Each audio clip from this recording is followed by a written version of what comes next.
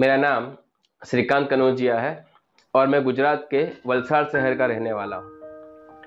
1992 में जब मैं खुद सेकेंड ईयर बीकॉम का स्टूडेंट था, तब मैंने कोचिंग क्लासेस चालू किया था। उस समय पता नहीं था कि ये मेरा प्रोफेशन बन जाएगा। मोटिव सिर्फ इतना था कि पापा के पास पैसे नहीं मांगने पड़ेंगे और शायद कॉलेज का खर्चा जो थोड़ा बहुत होता होगा खुद निभा सकेंगे। और धीमे धीमे ही सही, लेकिन मैं इस काम में आगे बढ़ता गया और आज ये प्रोफेशन बन चुका है मेरा। आज वलसाड शहर में ऐसा है कि कई लोगों को लगता है कि गरीब होना गुनाह नहीं है। कि जब मैं अपने आप को देखता हूँ तो कई लोग ऐसे भी हैं वलसाड में कि जो मुझसे मोटिवेट हुए हैं। उनको लगता है कि एक गरीब परिवार का बेटा, एक मध्यम परिवार का बेटा अगर मेहनत करके सफल हो सकता है तो हम क्यों नहीं।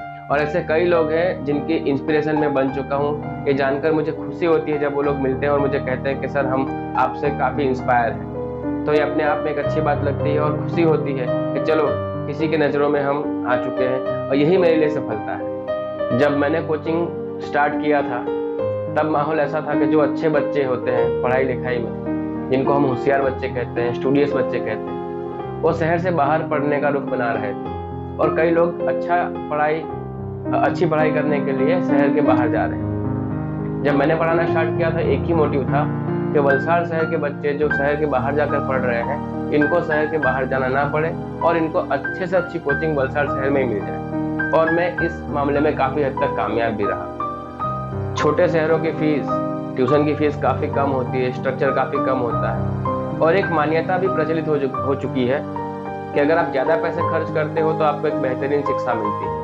लेकिन हमारे शहर में मैंने कम फीस में सबसे अच्छा एजुकेशन प्रोवाइड करने की कोशिश की और मैं काफ़ी हद तक सफल भी रहा। और कई बार हमने इतना बेस्ट रिजल्ट दिया है कि जो बड़े शहरों में कभी नहीं आ पाता। कई लोग पूछते हैं कि सर इस प्रोफेशन की यूएसपी क्या है। दोस्तों, मैं उनको यही कहना चाहूँगा कि इस प्रोफेशन की यूएसपी सिर्फ इतनी है कि आप जितना हो सके उतना अच्छा पढ़ाओ, बच्चों के जो भी समस्या हो इमीडिएट सॉल्व हो। कई बच्चे रात को फ़ोन करते हैं, आजकल तो सोशल मीडिया का ज़माना आया है तो व्हाट्सएप पर भी प्रॉब्लम आते हैं सॉल्व करने के लिए।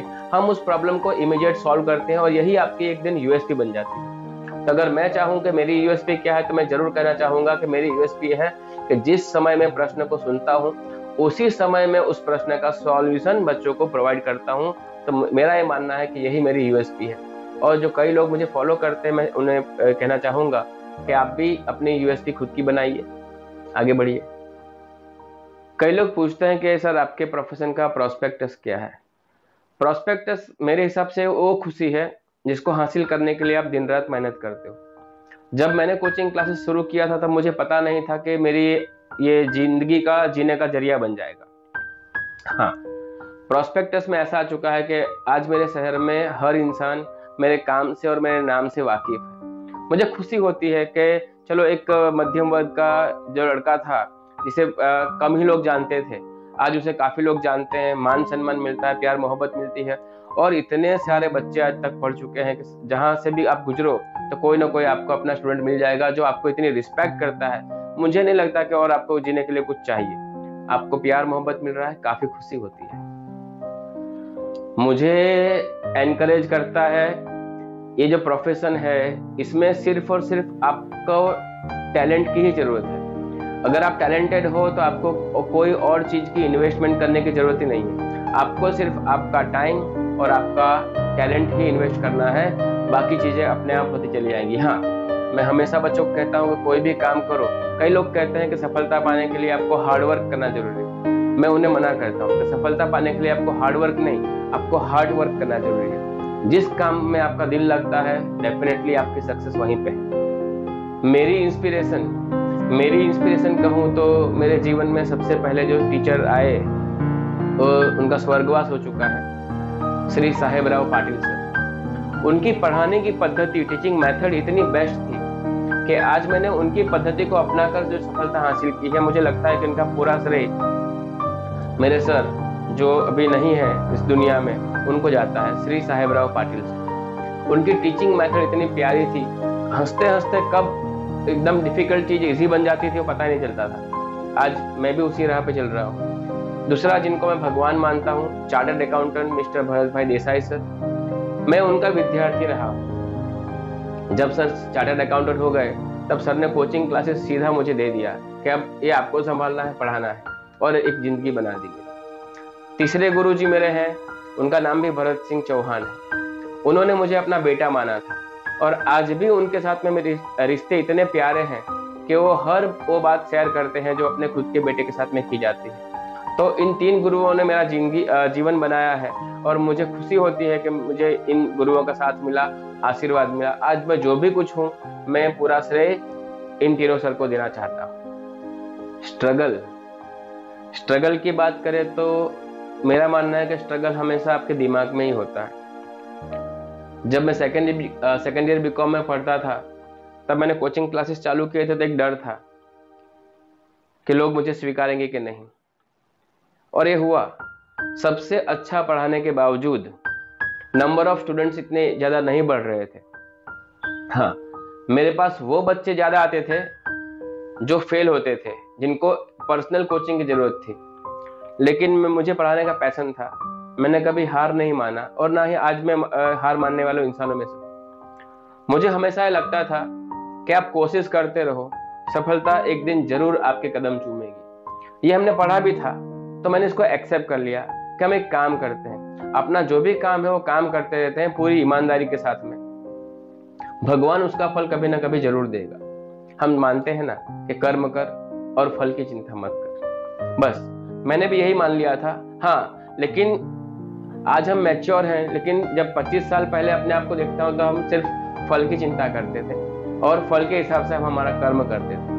अब हम मैच्योर हो चुके हैं, अब लगता है कि कर्म करो और फल की चिंता बिल्कुल नहीं। स्ट्रगल में यही था कि धीमे धीमे ही सही, लेकिन लोगों ने विश्वास करना शुरू किया और नंबर ऑफ स्टूडेंट्स बढ़ने लगे। नंबर ऑफ स्टूडेंट्स जब बढ़ने लगे तो मुझे खुशी होने लगी, और मोटिवेशन जिसको कहते हैं, पैसा अगर आपके पास आ रहा है तो आमदनी मतलब आपकी जो इनकम है वो अपने आप में एक मोटिवेशन है। बराबर, ज्यादा पैसा मतलब ज्यादा मोटिवेशन। तो कोचिंग क्लासेस में सफलता मुझे मिल रही थी और मैंने सबसे पहले एक किराए के मकान में जो कोचिंग क्लास चल रहा था वहां से मैंने खुद का एक फ्लैट खरीदा। तो जब मैंने बैंक लोन अप्लाई किया तो काफी डरा हुआ था, काफी टेंशन में था कि जो लोन का अमाउंट है वो पता नहीं मैं कब भर पाऊंगा, किस तरह से भर पाऊंगा। ये सबसे बड़ा डर था। लेकिन थैंक गॉड कि बच्चों का प्यार इतना मिला, पेरेंट्स का विश्वास इतना मिला कि नंबर ऑफ स्टूडेंट्स मेरे पास हर साल इतने होते थे कि जो लोन का पीरियड 20 साल का था वो मैंने कम से कम 3 या 5 साल के अंदर मैंने लोन पेड अप कर दी। तो अपने आप में कॉन्फिडेंस आने लगा। लेकिन वलसाड़ शहर में, छोटे शहर में कमर्शियल बिल्डिंग्स नहीं, एक कमर्शियल बिल्डिंग्स ना होने की वजह से रेसिडेंशियल कॉम्प्लेक्स में कोचिंग क्लासेस चलाना ये जुर्म जैसा बन गया है। जो रिहायशी इलाकों में कई बार न्यूसेंस का काम करते हैं, बच्चे बाजार में या माहौल अलग प्रेजेंट करते हैं, तो कई बार आस पड़ोस के लोग लड़ाई झगड़ा करने के लिए चालू क्लासेस में आते थे। ये मेंटल स्ट्रेस बढ़ता था और यही एक वजह थी कि मुझे कई बार गलती न होने की वजह से भी आस पड़ोस के लोगों के साथ में प्यार मोहब्बत का रिश्ता बनाए रखने के लिए भी मुझे सॉरी बोलना पड़ा है, माफी मांगनी पड़ी है। जबकि मैं आज भी माफी मांगने के पक्ष में नहीं होता हूँ, मुझे माफी मांगना पसंद नहीं, लेकिन फिर भी एक अच्छा माहौल बने, अच्छे माहौल में हम बच्चों को पढ़ा सके, आस पड़ोस के लोगों में आपकी इज्जत बरकरार रहे, आपको लोग अच्छा इंसान गिने, तो कभी कभी गलती ना होने के बावजूद भी माफी मांग लेना मुझे बेहतर लगता था। हाँ, स्ट्रगल की बात करें या प्रोफेशन में उतार चढ़ाव की बात करें तो 2007 में ऐसी घटनाएं बनी कि जो मेरे साथ में काम कर रहे थे उन्होंने मुझे चीट किया। उस टाइम पे मैं काफी टूट गया था, लेकिन मेरा भाई, मेरी वाइफ ने मुझे काफी सपोर्ट किया और कुछ बच्चे ऐसे थे जिनको लगता था कि श्रीकांत सर काफी टूट चुके हैं, तो मेरे घर पे आते थे और मुझे हौसला बढ़ाने में काफी मदद करते थे। तो आज मैं इस मुकाम से उन सभी का थैंक यू बोलना चाहता हूँ कि आप लोगों ने मुझे उस वक्त में संभाला था जब मैं अपने आप को काफी अकेला फील करने लगा था और वापस सफलता की राह पर चल पड़ा था। 2007 में ही मुझे एक अच्छे इंसान का परिचय हुआ, कल्पेश गांधी, जो आज भी मेरे साथ में अच्छे रिश्ते बनाकर हम दोनों साथ में काम करते हैं। पूरा दिन वो मेरे साथ में रहते हैं, लेकिन मुझे खुशी होती है देर से ही सही, लेकिन एक अच्छे इंसान से मुलाकात हो।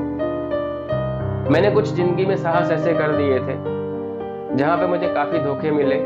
मुझे लगा कि हाँ, मैं पूरी गलती किसी और की कभी नहीं निकाल पाता हूँ। मुझे लगता है कहीं ना कहीं शायद मैं भी गलत था, कुछ गलतियां मुझसे भी हुई होंगी, लेकिन जितनी भी गलतियां होती हैं आपके साथ में या आपके द्वारा, वो हमेशा सुलझाई जा सकती हैं। लेकिन ये जो माहौल है इसमें सेल्फिश पना दिखता है कहीं ना कहीं पे, कि लोग सेल्फिश नेचर की वजह से एक दूसरे का यूज करना शुरू कर बैठे हैं। तो मैं काफी टूट चुका था, ऐसी स्थितियां भी आई कि मुझे लगा कि नहीं, मुझे सुसाइड कर लेना चाहिए, इतना डिप्रेस हो चुका था। लेकिन उस समय, बुरे समय में सबसे ज्यादा साथ दिया मेरे भाई रुपेश। उसके बाद मैं नाम लूंगा मेरी वाइफ डिम्पल का, कि जो मेरे चेहरे को पढ़ लेती थी।